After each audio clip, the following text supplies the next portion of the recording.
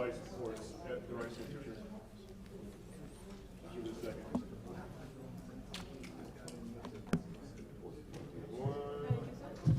I think I already did one. There we go. That's good. Let's see here.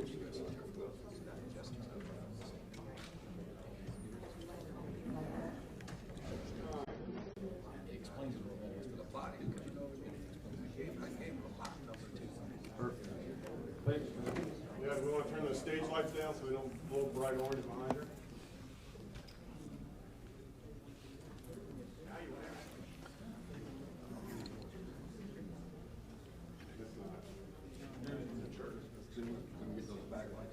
Brother, I don't know anything about Did you get wiped out? I knew who you were. I just didn't know if you could have been called worse. Hey, it's hot.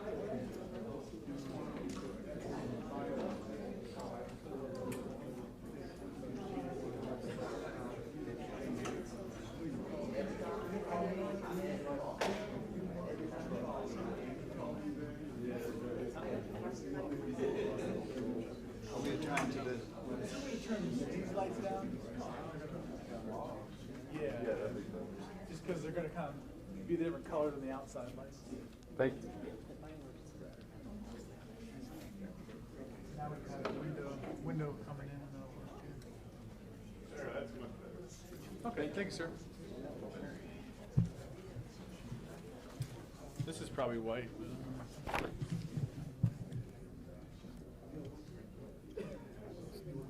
Thank you, sir. All right, thanks, Steve. I get white.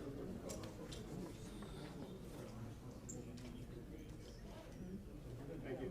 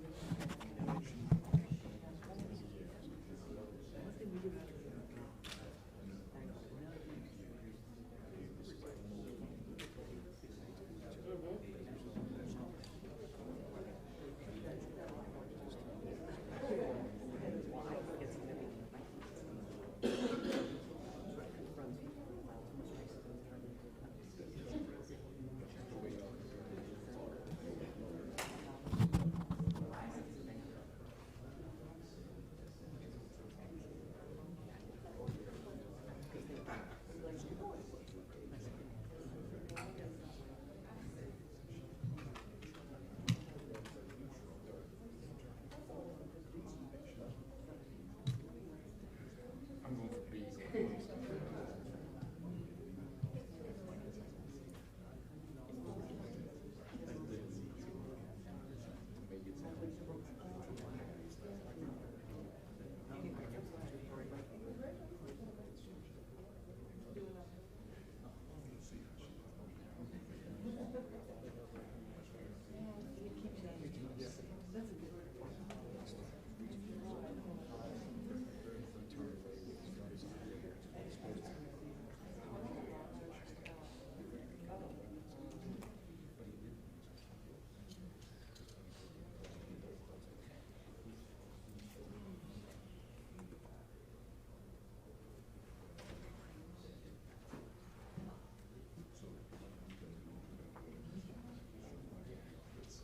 Yes, Lord.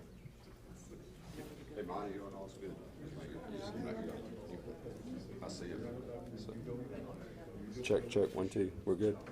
All right. Yeah, I was saying it started. I guess Cal knows this thing.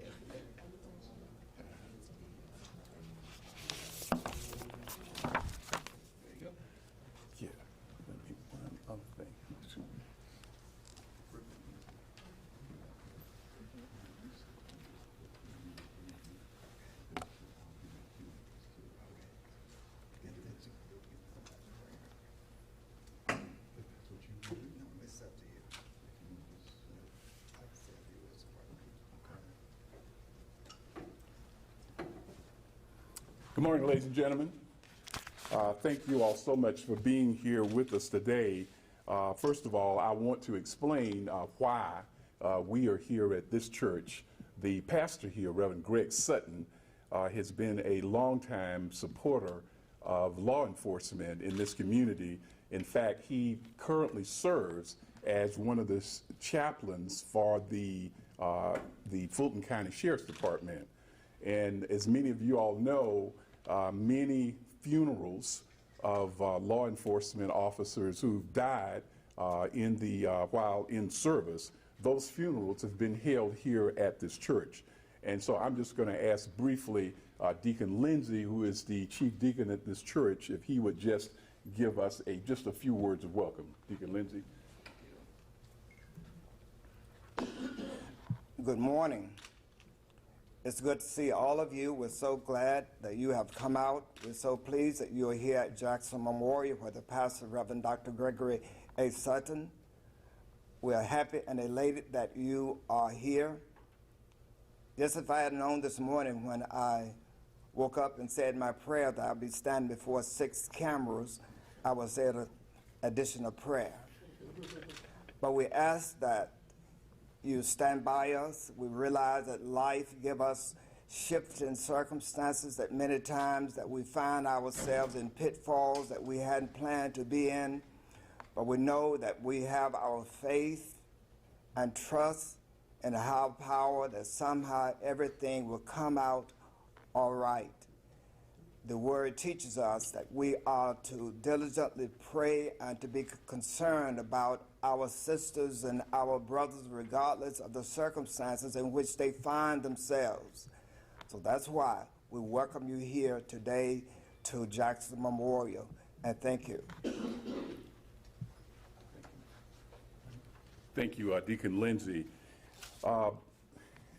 This incident is really about timing in many respects, because as we recall, on August the 9th of 2014, this country witnessed the death of Michael Brown. On July the 17th of 2014 in New York City, this country witnessed on videotape the death of Eric Garner. Later on November the 22nd of 2014, Tamir Rice was killed in Cleveland, Ohio. But on December the 20th of 2015, in New York City, Ismael Brinkley, at that time, killed 2 New York policemen, Winajon Leal and Rafael Ramos. And so just 120 days later, after that shooting in New York City, the posting from Ms. Dickens was read, and what the posting essentially said was that all black people should rise up and shoot every white cop in the nation starting now. And that posting caused a great deal of trouble. It caused a great deal of pain and concern among police officers, both white and black. It also involved a investigation with the City of East Point Police Department, and that investigation even reached the Joint Terrorism Task Force of the FBI. Ms. Dickens was apprehended, and on August the 15th, our office, the Fulton County DA's office, indicted Ms. Dickens upon 2 charges. One charge was a terroristic threats charge, and the other charge was a misdemeanor charge for inciting a riot. After the indictment took place, we were then approached by the defendant's attorney, Mr. Gerald Griggs, and what Mr. Griggs indicated is that we would like to take a different approach. As we discussed it, what it was clear is that maybe our community, Atlanta, maybe we are a different place. This is the home of Dr. Martin Luther King, the home of Ambassador Andrew Young. And we both realized that our country and our community had gone through a lot of pain, a lot of discomfort, and a great deal of mistrust between communities. So what we attempted to do was to forge a solution to this incident that involved healing and hopefully a solution that would spark some training or a learning experience from what had happened. So Mrs. Dickens indicated to us that she wanted to take responsibility and to apologize. Our office then made contact with two of the police union officials, Ken Allen and Vince Champion, who are here today. And I have to report that the response from these two officers was outstanding. They could have easily said, we don't want to hear from Ms. Dickens. Her crimes were too serious, and we would just like for you to prosecute her to the fullest extent. But what they said was, maybe this does provide an opportunity for learning. But what they ask is that if Mrs. Dickens wanted to apologize, that she should not just make the apology behind the closed doors of the DA's office, but that she should make the apology to the public, because that in fact is where the information or her statements were posted. And so today we're hoping that this is an opportunity to learn, to destroy some of the mistrusts, but much of that depends on Ebony Dickens. Ms. Dickens. Oh, I'm sorry.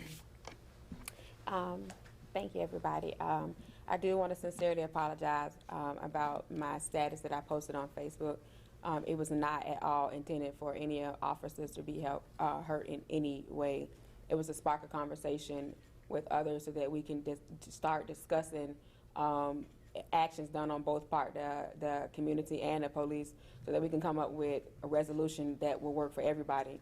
And it's frustrating on both parts. It's frustrating when officers are hurt. It's frustrating when community members are hurt. So the status that I posted was for my friends only, and we were in a discussion talking about how preposterous that sounds to even target any group of people for whatever, whether race, occupation, religion, anything. That's what the status meant. It was taken out of context. And the conversation piece that was included wasn't included. No way, again, did I mean for anybody to hurt an officer, for any riots to be started, for anything like that to be taken serious. It was just a conversation. It was just a starter for a conversation, a long conversation on my Facebook page, so that we all could discuss what's been going on with our community and our law enforcement.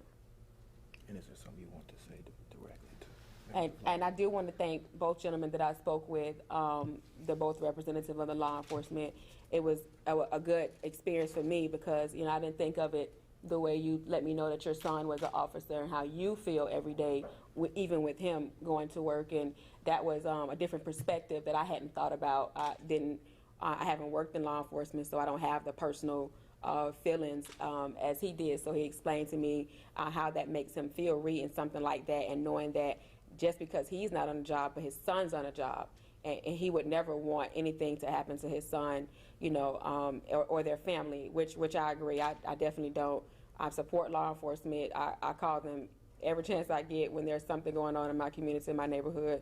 That's never been an issue. And again, it's been a real big learning experience for me, period. I've been an advocate for people to watch what they post on social media, whether it's pictures, words, or anything, and dealing with the law enforcement. Just take it to your community, take it to your agency, and discuss the difficulties or the misunderstanding that you may have with them. Don't go out on the tangent and do post statuses and make statements, because it's very difficult to take back when somebody's taking it out of context.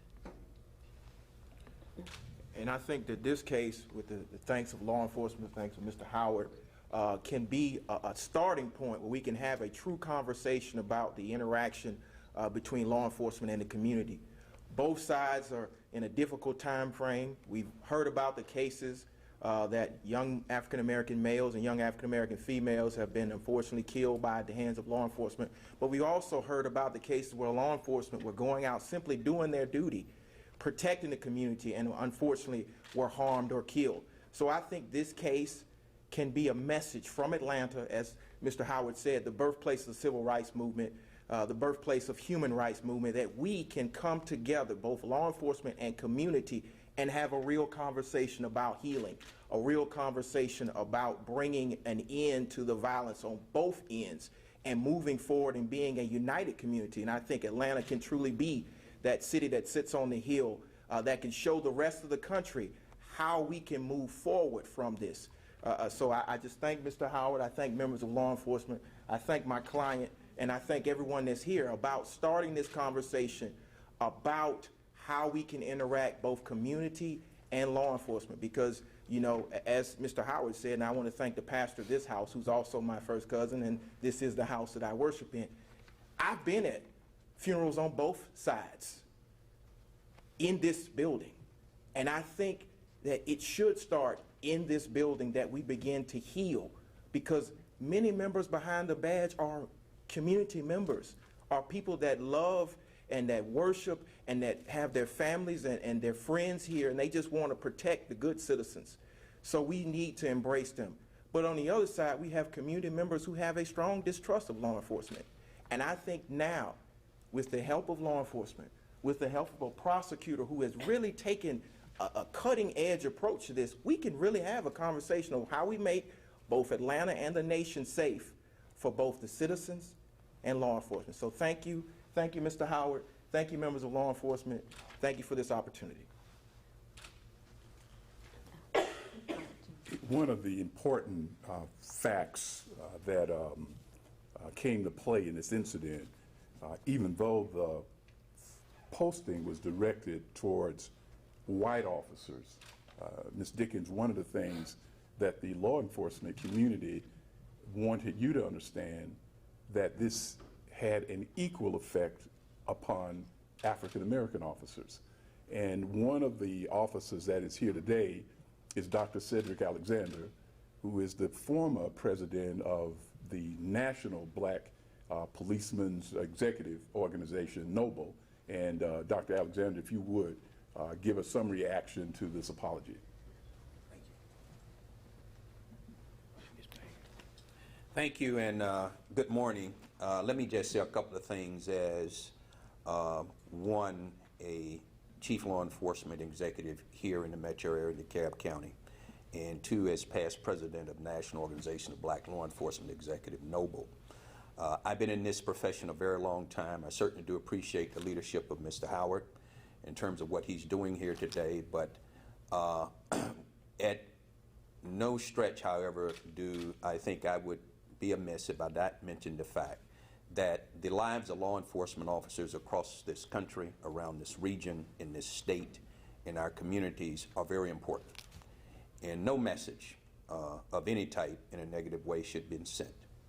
Hopefully through this experience, Ms. Dickens have certainly had an opportunity to examine her statements and how it affect the lives of people and their families and their communities. And regardless of whether officers are white or black, it does not matter. Police officers every day that go out and take an oath and put on a uniform and go out and do this job, they do it and they leave home every morning, every night with the thought of not making it home. No other profession does that. So the men and women who serve us, the over 120 men and women across this country who lost their lives last year in the line of duty, and the countless others who was injured in the line of duty, a humble apology is owed to all. And I think today will hopefully, with the support of the local Atlanta Police Union and others around this community, hopefully we'll take this opportunity and move forward. But here again, I think it becomes very important for all of us to recognize that at no time ever should we denounce our police, should we make threats towards our law enforcement, but we all should be there to have an opportunity to support them And we know this is a very challenging time between police and community in this country. And we have to build relationships between police and community and not knock them down. But I appreciate the courage of Ms. Dickens here today, but also appreciate the courage of this community, that we all have an opportunity to look forward and move forward as a community of one. That's law enforcement and community working together. But there is no room, there is no space in our country and our community here within the local Atlanta area for any type of denouncements towards our local law enforcement. They are the men and women who put it on the line for us every day. And the leaders such as Mr. Howard, who does an outstanding job in this county here in Fulton in leading law enforcement, in being fair, in being just. And I applaud him as well in all the efforts and all that he brings to this great community. So on behalf of myself and law enforcement across this community and across this country, we all have to remind ourselves that we're all in this together, and there's no room for threat or intimidation from anybody on either side, but that we work together towards a peaceful public safety for us all. Thank you very much.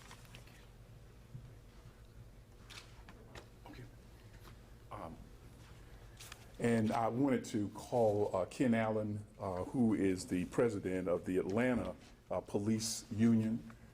As I indicated earlier, when we asked Ken to come over and listen to Ms. Dickens, I had no idea what his reaction would be and what he would say, because it's clear that he could have interpreted this posting as a personal attack upon him and his fellow members. But he has been gracious. As I said before, I thought that his response was extraordinary. Ken. Thank you, ladies and gentlemen of the media, and Ms. Dickens. You know, today's about accountability. And when you have somebody willing to take those steps and to admit that they did something wrong, you have to have some leeway. And this is one of those things and one of those moments about that. It's very difficult. Very difficult for us, for law enforcement, to have somebody post something that could have ended their lives that quickly and to turn back around and say, we give forgiveness.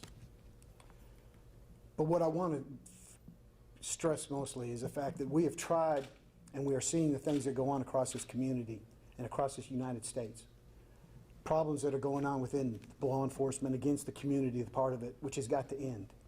I have 30 years in this profession, 30 years spent trying to bring this professionalism and to bring it forward and to serve the community. We have a few incidents that people took into consideration, some of which have found that the facts were not exactly as it were spelled out. And as those things turned out, social media changed and some of the other parts of it changed, but another group continued to uprise. When you put a threat out for law enforcement officers, they look for a uniform, and people, there is no way to tell how they're going to interpret it and what their mental stability is. And when you put something that is that devastating or that life-threatening out, it could end in tragedy at any given time. And that is what the fact of what she posted could have done. It didn't happen here, luckily. And the fact that she's willing to take accountability, come publicly, and explain that she and herself was trying to get into a different conversation about what the ludicrous idea of just eliminating somebody because of a uniform or a job is. It's an interesting concept that when we first looked at those posts didn't see. But I want to say to the fact that to have someone admit to the wrong, to step forward is always the right thing towards healing. To know that we need to get into these conversations, as tough as this conversation is, but we don't need to hide from it. We need to embrace it. And we need to know that the law enforcement people, whether they're black, white, or any other race or religion, that are out there to protect the communities, and that's what we're here to do. And that's what we do on a daily basis, put our lives on the line for people we don't know, strangers, to protect the communities.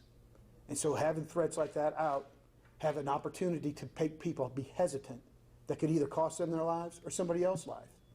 And that's the problem that you can't do in social media and put things out to allow us to have to second guess and to try to reevaluate every situation we're going into for the fact that it's turning into a threat or an ambush on our lives.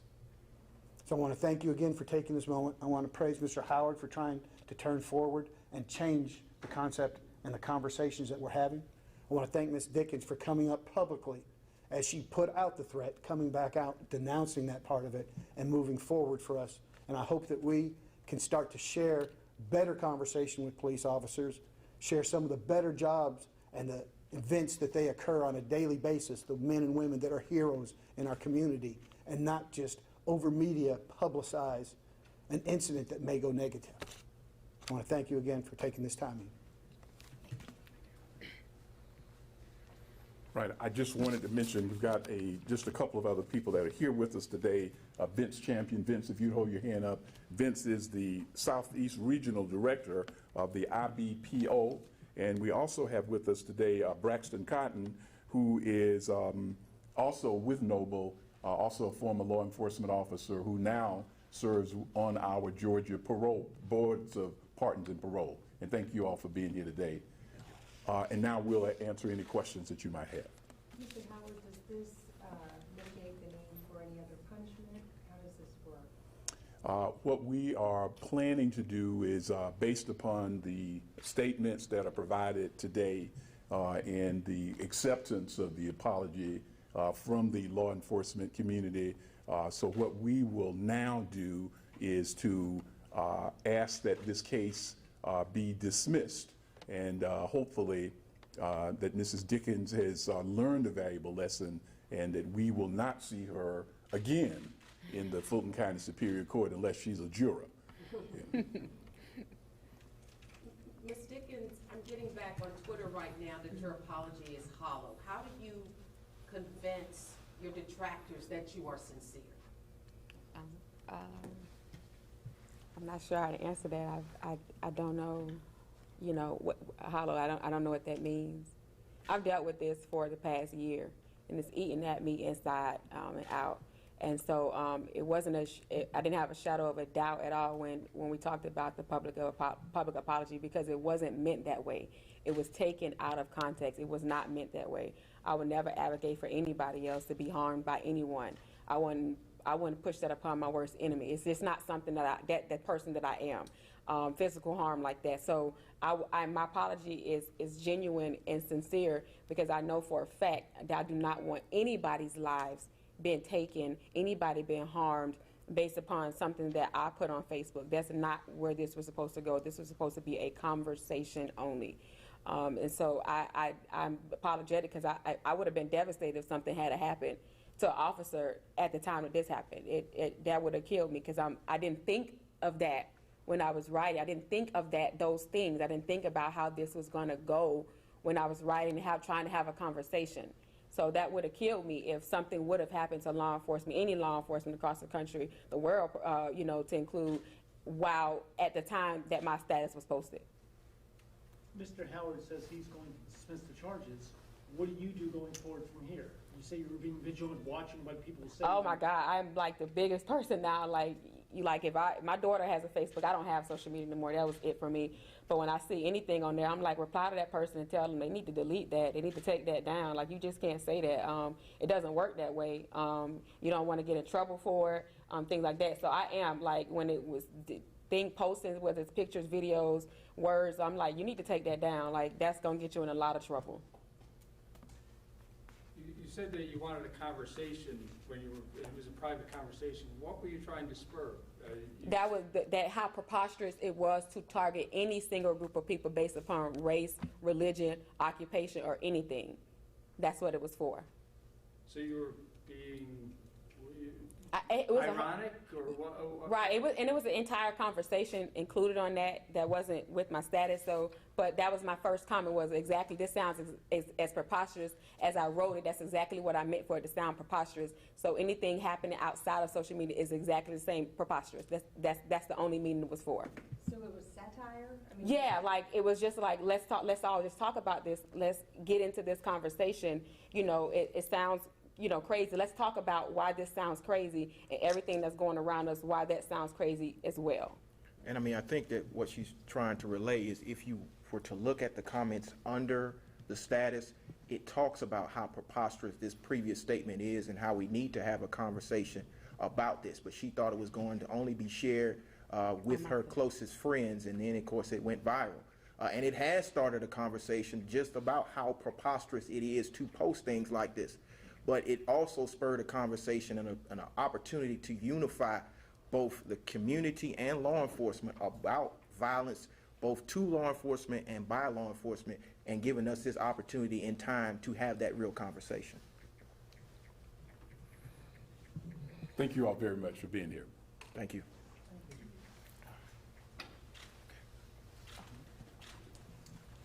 Thank you, Ms. Willis. All right, are you coming to work today? Oh, okay, all right, I just wanted to.